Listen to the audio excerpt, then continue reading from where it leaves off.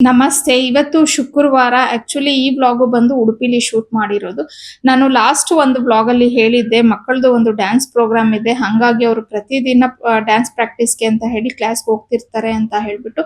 ಈ ಪ್ರೋಗ್ರಾಮ್ ಇದ್ದಿದ್ದು ಉಡುಪಿಯ ಶ್ರೀಕೃಷ್ಣ ದೇವಸ್ಥಾನದ ಮಠದಲ್ಲಿ. ಸೊ ಇದು ಬಂದು ಅವ್ರ ಡ್ಯಾನ್ಸ್ ಕ್ಲಾಸ್ ಅವರೇ ಕರ್ಕೊಂಡು ಹೋಗಿದ್ದಿದ್ದು. ಸೊ ನಾನು ಅವ್ರ ಜೊತೆ ಹೋಗಿದ್ದೆ ಮಕ್ಕಳ ಜೊತೆ.